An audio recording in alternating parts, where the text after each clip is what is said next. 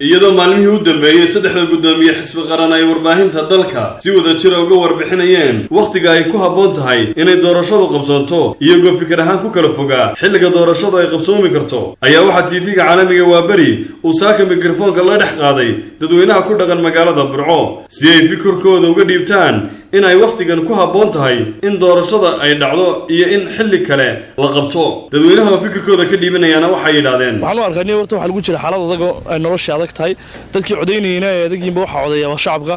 marka waxaan aaminsanahay fikirkayga inaan doorasho dhici karin sababtoo ah inkastoo ay noqdeen siyaasiyiinta inkastoo ay noqdeen nin wada gaari ximaar ama dameerka ninka loo yaqaano dadkina ay noqdeen dadka ay noqdeen dameerka laftigiisii oo magacaygu yahay Canab Sool Bulaale Xasan doorashada waxaan ka qabaa in dub loo dhigo waayo sababtay tahay abaara jira waqti xun baa lagu jiraa waxaan ra'yigayga anigu jecelahay in dub loo dhigo waxaan u arkaa doorasho inaan xilligan la qabanin waayo xilli doorasho lama joogo waxa lagu jira xaalad adag oo abaareed oo wadanku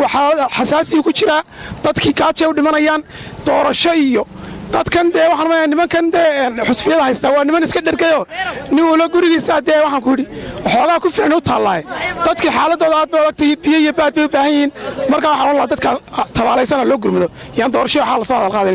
doonayn 2 sano dib loo dhigo 2 sano in dib loo dhigaaban doonay waliba marxalad lagu jiraa wadeed qofka maanta doonaya inuu doorasho qabsado waxaan anigu ra'yigayga iyo fikirkayga ka aaminsanay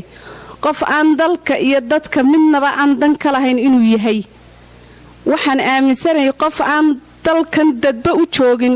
oo dadka ku nool aan dadba ku lahayn inuu yahay baan fikirkayga anigu arkaa waxaan u sheegayaa wadanka waxa ka jirta abaar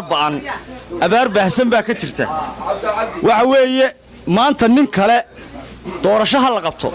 anigu waxaan u arkaa inaan habeen jirin inuu yahay dadkii oo baqtiyaya oo ilaahay raxmaadkiisa ay noo shubay maanta waqti adag lagu jiro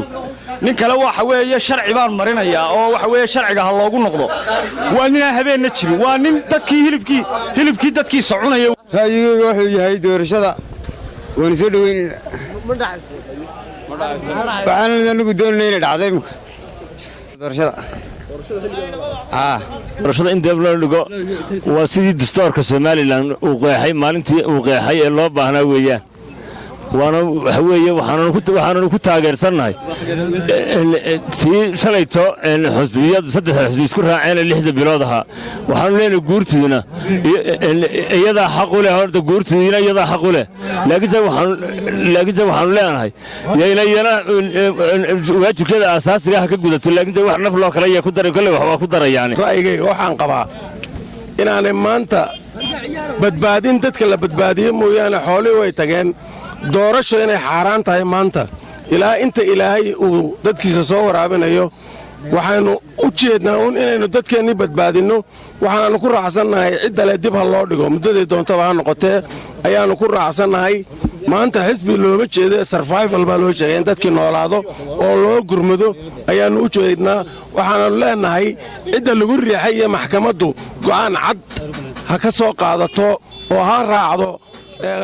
majoritiga ha raacdo waxaan u arkaa heshiiska sheegto Hargeysa lagu gaadhay aad baan soo dhaweynayaa xaalad baa lagu jira abaareed ilaahay baa abaarta inoo keenay ilaahay baanu baryaynaa marka sida ay sheegeen waan ku raacsanahay waxaan kulay riyahan anigu qabaa waqtigan aynu ku jirno waa waqti aad iyo aad u adag waa waqti abaareed waxaan aaminsanahay inaanay ku habboonayn maanta in doorasho iyo waxyaabahaas la qaban karo waxaa imika laga fikirayaa sidii dadka loo badbaadin lahaa ee xaaladda abaaraha ee aad u sii adkaanaysa sidii la isaga kaashan lahaa kulle fikir ahaan waxaan soo jeedin lahaa in maanta waqtigaa dib loogu dhigo oo waqti kale insha Allah oo ay ku habboon tahay la qabto ayaan haddaanu nahay bulshada ku nool gobolada aan u soo jeedinaynaa kulle riyahan anigu waxaan soo jeedin lahaa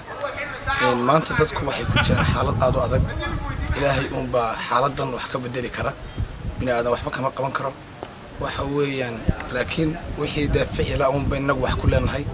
ummadda sidii loo daba qabatayn lahaa ee wax loo gaadhsiin lahaa ilaahay baa gurmadahaya ayuunba maanta loo baahan yahay doorasho waqtigeedii lama joogo